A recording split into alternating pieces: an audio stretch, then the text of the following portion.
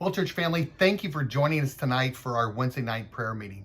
Now, tonight is not going to be a normal Wednesday night, nor will the Wednesday nights be normal for the rest of the month of August. Each week on Wednesday, we're going to take some time to talk to one of our supported missionaries from our mission family here at Tri-County Baptist Church. Tonight, we're going to be speaking with Paul Folks about his ministry there out west, as well as the transition in which ministry has gone through for him, as well as the impact of COVID-19 on that ministry, and some of the things that we can not only be praying about and praising God about, but then also things that we can learn from what they're doing so as to possibly more effectively reach into our community during this time of COVID-19. So again, I want to thank you for being with us tonight for our Wednesday night prayer meeting. Hopefully this will be an encouragement to you. I want you to encourage you to stay in towards the end. At the end of the interview, we'll provide you a couple of slides, some time to pray over those things there in your home, and then have a couple of final comments as we come out of our time with Paul. So again, let's go ahead and transition into our interview with Paul at this time. Well, Paul, it's good to have you with us today, and it's a shame that we weren't able to have you out here for our conference because of COVID, but we just appreciate the fact that the Lord provides us other means in which we can connect with one another. Also know that our kids, our teens who were out there not long ago, about a year ago, had a chance to kind of connect up with you also for a little bit, and so we're looking forward to hearing how God is working in your ministry. I know that you're also in an aspect of transition in your life in a number of ways, and so we're also wanting to stay connected in that way. So really quick, I'll shut up here really quickly and just let you take over. Just kind of give us an update on how ministry's going. What are some of the transitions that are going on in ministry? And then towards the end, kind of just give us a summary of maybe some prayer points for us and some praise points for us. And then if you don't mind, since this is a little bit different from time to time, I might actually jump in and interrupt you and have you unpack something just a little bit more for us. So Okay. feel free to go ahead and just jump in and provide us an update on what's going on in ministry. Okay. I feel like with probably most of you, we feel like we're somewhat in survival mode, although Utah hasn't been hit very hard through COVID, but I think with mid-March when everything hit, we were probably only a month out from coming to visit you guys. And at that point, so much was in flux, and we were disappointed that everything had to be canceled. But right before we were to come out and meet you, we actually sold our house with the plans moving down about 30 minutes south of where we lived to begin the new church plant. And we had, our house was under contract within a day, and we wondered how all that would happen. But thanks to God, everything went through very, very smoothly with that. And so actually being home was helpful to Laura. So actually I could help her pack up our house. The kids were, as all other kids in the country, were sent home. And so that created quite the issue of trying to figure out how to pack up the house, but at the same time trying to do their education. But thankfully our kids roll with punches pretty well. And they just went along and finished their school up. We actually moved to an apartment for about 5 months. We're still there right now for another couple of weeks. And just at the beginning of COVID, we were just trying to figure out how do we actively stay engaged with people. If you follow our ministry, you know, it's very relational. And we're basically told at that point, don't see anybody, don't talk to anybody. And so that made life very interesting. A guy named Nick Peterson, who I will be church planting with, texted me one morning and said, hey, how do we leverage the church's resources to be able to meet needs right now? Because if you saw, there was a chart put out of how much grocery expenses were going up around the country, and Utah was number one. We went up 267%. And so it was almost apocalyptic, like going to the grocery stores. I mean, the shelves were empty, and it was odd. I mean, I grew up in Peru, never experienced that there, but to be in Harriman, Utah, and seeing grocery stores almost totally empty was interesting, to say the least. But we wondered, there are people who don't have resources to be able to go out to get what they need. So how as a church can we do that? And so Nick and I, and then the other pastors here at the church, we figured out just making our church a resource center. And so we opened it up to the community and to our church family, and people just inundated us with stuff. I mean, we live in a wealthy community, and people have stuff and they have money. and they have the ability to go out and get things. But the vulnerable in our community, the elderly in our community didn't have those means. And so we had them just come to our church. We just got inundated with Facebook messages saying, I need this, I need this. And so we were just making runs to people's homes saying, hey, this is what we have to offer you. Or it was neat. And sometimes people would say, I need this. And we actually just got that in. And so it was really neat to see how people in this community rallied around our church. And it was neat. Specifically, there was a guy named Brian, and I mentioned it in our last prayer update. He wrote me and said, hey, I need Clorox wipes because he's very immune compromised. He's my age. And so I took him some Clorox wipes, and he's like, why in the world do you guys do this?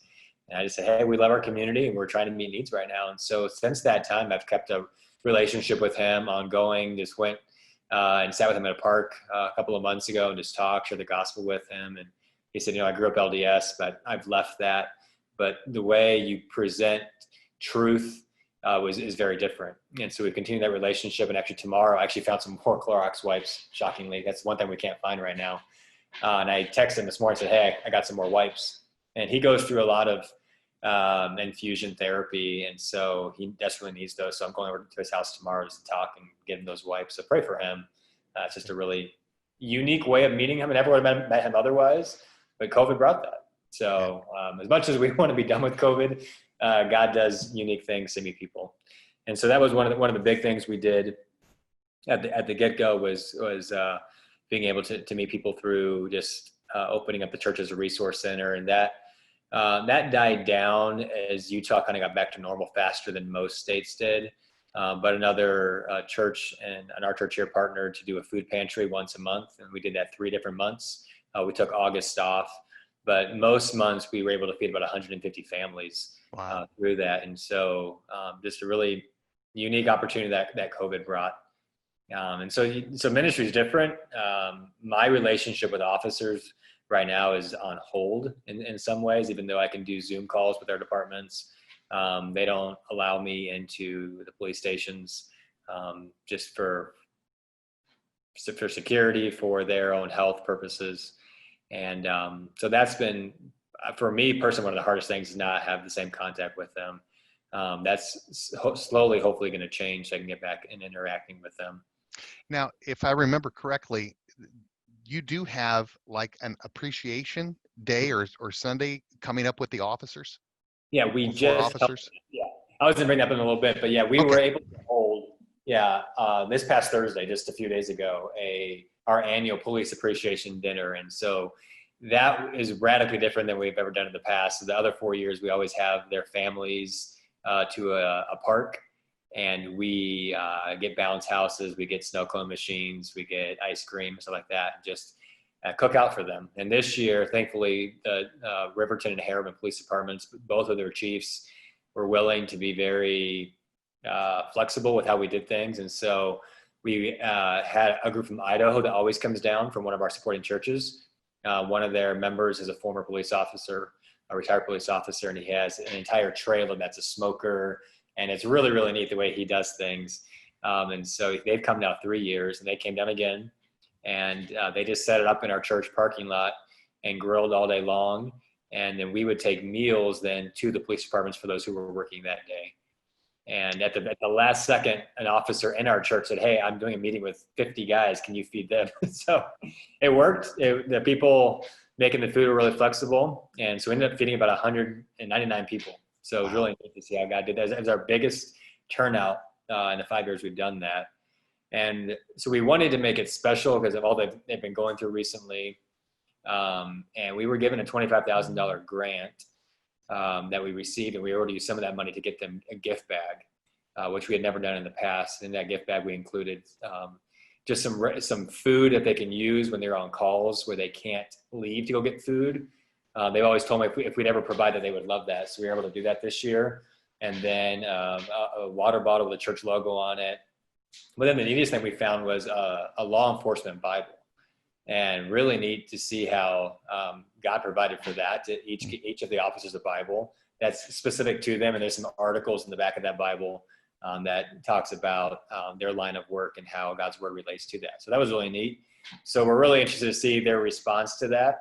But that evening, officers came someone with their families and grabbed an entire meal pack for their families. And so we had a really good chance to interact with them. That was really my first time seeing a lot of those guys and women for 4 months. So I enjoyed that, as they just came to our parking lot and just waited for their food, and I had a chance to talk with them. So very different, very unique, but we still got to hold that at least this summer. Good. So, Good. but the summer's been different. We typically have, I'd say, at least 100 teams, and you guys came in 2019. It was about half of that, if not a little bit less than that, from churches that still came.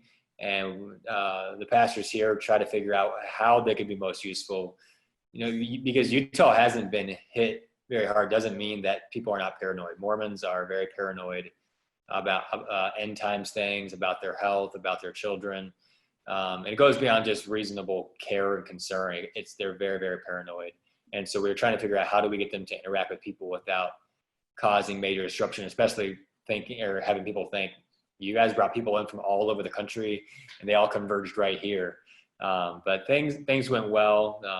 They were able to see the church plant here, and the revitalization that happened. And we're still able to interact, even though it was very different than in the past summers. Normally we hold about 3 to 4 what we call church in the parks or hope in the parks, where we grill out for the community, just a free meal. And because of COVID, obviously we couldn't do that. The city did not allow us to hold that. So we tried to rent out food trucks and say, hey, we're not cooking the food. They are, and they have food handlers permits, but the city still would not allow us to do that. And so we just kind of rolled the punches, do what we could do to meet people. And we ended up just 3 or 4 times this summer holding just prayer times in the park, where our church family would just go and pray at that same park where we hold our events every single summer. And that we would just walk around, meet people. The park was way more full this summer than it ever has been. I think people have more time on their hands. And so it's just a good way for them to see our church family praying together. You get some interesting looks from people saying, well, what are those 40, 50 people doing over there praying? But just a really good time for our church to be able to continually be a presence in that park and engage people there in that community. And as I mentioned, I'm really thankful we were able to do the police cookout. That's the very last thing we typically do this summer. And so as things have started to calm down here, our numbers spiked for a little bit, but they've come right back down, that we were able to hold that cookout. So that was the summer. Summer was just very different. I'm sure for you guys as well. But as we're looking forward to the fall, it'll be very much a transition for my family. We move next Friday. We close in our home down in Saratoga Springs, which is just about 20 minutes south of where the church is right now. And that will be the location of the next church plant. And we're thankful that as our home sold at the very top of the market, and the market here is just unreal the way it works. God provided us a home that's now already gone up in price since we bought it, and the way he did things, we got an incredibly low interest rate, and God did all that. And so as we've been over there, we've had a chance already to meet our new neighbors, and they know who we are while we're here. And that's just been really neat to already be engaging them. We're really looking forward to having them over and getting to know them. I was looking yesterday, almost every single one of them are LDS, which is not shocking because the city we're moving to is 95% Mormon. So we're looking forward to that. But it's just, it was a difficult decision for Laura and me to leave Harriman, where we've lived for 7 years. And we always hoped we would have the church plant there. But in the years that we were there, 2 church plants have come in now. And so it was relatively close to Gospel Hope Church as well. And so we kind of felt, not that city couldn't use more churches, but the Gospel Hope is close by. And there's a core group of people from our church that live down in Saratoga Springs. And that city's 0.8% evangelical. Wow. And we feel that number is way too high. And so we feel like that would be a much better place to church plant. And the Petersons, who Nick and I will be the church planters for the church. They live down there already. And so it just made sense for us to jump in and say, okay, we're going to relocate. God is omnipresent. We aren't. We can't be in 2 places at one time. Yeah. And so it was really helpful as reading through church planting material. I read a quote by Tim Keller, and he said, Jesus didn't commute from heaven, he moved in. Yeah. And it hit me, and I said to Laura, that's exactly, we need to move to that city. We can't stay in Harriman and commute.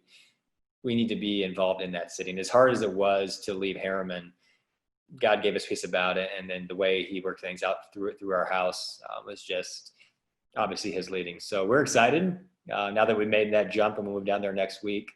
We're really eager to meet more of our neighbors. Our kids will go to school. We can see it from our backyard.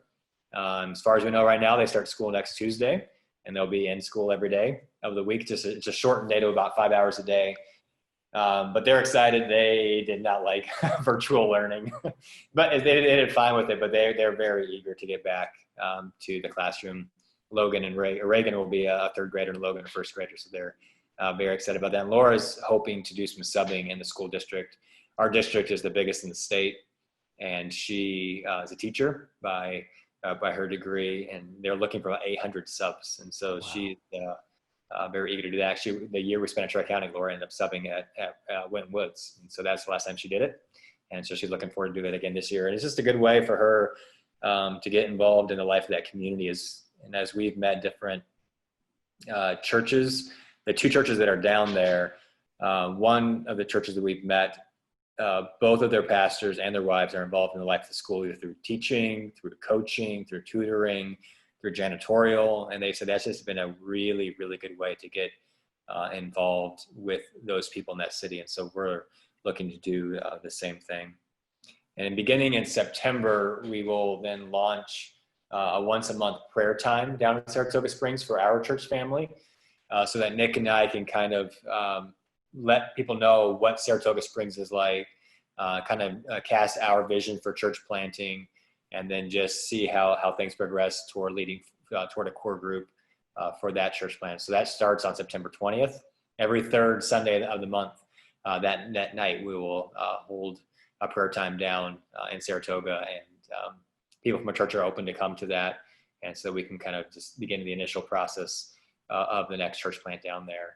And then Nick and I, once a month as well, will go visit another evangelical church down in Utah County, which is where Saratoga Springs is located, so that we can begin to contextualize how churches are doing ministry down there.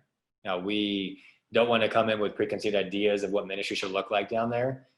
Even though we're only 20 minutes away, it's a world difference. We're in Salt Lake County here, which tends to be a little more liberal. And Utah County is where the true Mormons are. And it's interesting. You go over a pass and then boom, you're in another county and life changes. And so we really want to see how churches have been doing ministry there, so that we can contextualize and see what approach we should take toward church planting. Both of our families are very relational. We love hosting families in our community. Both of our kids will be in public school. Both wives teach piano lessons to meet people in our community. And so we're looking forward just to finding new ways of approach. I should be joining that police department down there, Saratoga Springs Police, as one of their chaplains as soon as we move down. And our former neighbor at our last house actually told me there's no way you'll get in that police department. He said, I work for that city and there's no way they'll let you in. But as God saw fit, one of the lieutenants from my department here just became their assistant chief. And he called me and said, hey, you can join. So God knows all those things. So it's just a neat way that God works. And it's just another way for me to get involved in that community. So pray for us. This fall will be a lot of transition, but we're excited about it. It's been what we've been looking forward to. And now it's just 10 or so days away till we get to move. So we're eager and looking forward to that.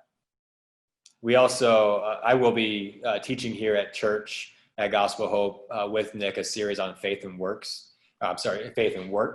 of how we intertwine our faith at work. Both of us feel that oftentimes we as the church miss the opportunity that God places us at our employment, not just so that we make money to go home and have a normal life, but God places there sovereignly to then share our faith. If we spend a third of our time at work, God has a purpose for that. And so we're going to teach a 7-week series on how our church members and how we can get involved in sharing the gospel at work. And so that's something that we're very, very passionate about, Nick and I are. And so we're looking forward to teaching that. We actually taught that for 1 week, and then COVID hit. And so we're going to restart that. And I think it's September 13th. And so we're really looking forward to that. So that's kind of a nutshell, what's going on, what has gone on, and what we're doing right now, and what we look forward to. That's neat. I know in about 2 weeks, I and one of the other guys on staff are going to be going through, we're going through a series based out of COVID-19 and what COVID-19 has done to elevate a number of things in our life that God wants us to accomplish. Okay. And one of the things we're going to be addressing is work and how God has sovereignly placed us in those workplaces as a place of impact and influence for the gospel of Christ. So it's neat to hear that you're going to be doing the same thing. Yeah. Well, very quickly, before I let you go, if you could share 3, 4, it's up to you, how many bullet points of issues that we can be praying for, and maybe I know that you've mentioned them, 2 or 3 things we can just praise God for. Sometimes, like in prayer letters, you go through them and you have to go back and pick them all out and draw them out and put them into a pile so you can pray for them in a concise way. And so you've shared a number of things along the way that we can be praying for and praise God about. But if you could bullet point those for us, that would be great. And then what I'll share with our people is, as soon as he's done with this, what you'll see up on the screen next is those bullet points of praises and prayer. And we'll give you, the guys will bring up music like you usually see, and we'll give you about 3 or 4 minutes to pray over those. And then I'll come back in at the end of that and give us a couple of final words before we say goodbye for the night. But really quick, if you could do that for us, I would appreciate that. Sure. First of all, for our kids, our big prayer request is they would be in school all year. They're looking forward to that. It's a good way for us to interact with our community through the school, and just pray specifically that they would stay healthy and in school all year. Pray for our relationship building, the new ways we have through our neighbors and our new neighborhood with police, and just with other community involvement down there in Saratoga Springs. And then for the church plant opportunities we have coming up this fall with those prayer gatherings every third Sunday night of every month. And then that the core group would come together, where there are several families from Gospel Hope that live down there. So we expect that they will be part of the core group. But it's been really neat over the last even 2 weeks that 3 families have now reached out to me from outside of Utah and said, hey, we've got some working on in our lives about potentially coming out. And so we don't know if those will materialize, but pray that God will continue to do his work in getting us a core group as we hope to launch next fall or maybe early 2022. COVID's kind of thrown a wrinkle in that, but we hope in the next year to 18 months. And as far as praise as well, again, we're thankful for how our house sold and how the new house is coming along, and very thankful for the interest rate we got. And that's God's leading, so we're thankful for that. Relationship with Brian that I mentioned, really need to see how that's come about, and pray for my time tomorrow, even though you won't see this till that's done. And we're very thankful for that gift of $25,000 that we were given through that grant. And that was just really, really valuable this summer as things got thrown up in the air, but it gave us resources to be able to do ministry in the ways that we never could have in the past. Well, those are fantastic. And so again, for our church family, we're going to go ahead and transition into a 2 to 4 minute prayer time for you all. And then I'll come back with a couple of words to finish things up. We really appreciate the fact that, Paul, you've been able to be with us today and this week. We look forward to the rest of this August of being able to speak to a number of missionaries in this format, as we also begin to transition back into an aspect of norm. And so we'll not only be praying for you, but again, we really appreciate the fact that all of our missionaries actively pray for Tri-County Baptist Church and our impact, not only on one another's lives, but as we seek to individually and corporately reach into the Tri-County area with the gospel of Jesus Christ. So again, Paul, I want to just thank you for being with us today. You hang on just for a second, and I'll go ahead and I'll bring this portion of our interview to a close.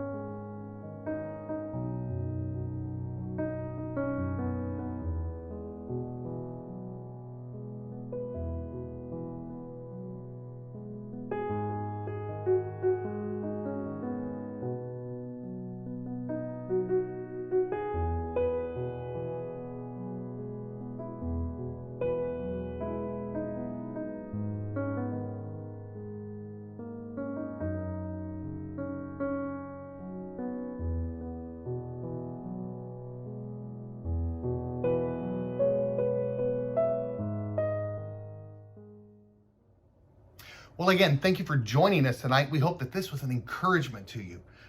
Being able to stay connected to our missionaries' families is so important during this time, as we are both an encouragement to them and it is an encouragement to us. You all have a blessed, blessed evening, and we hope to see you this Sunday.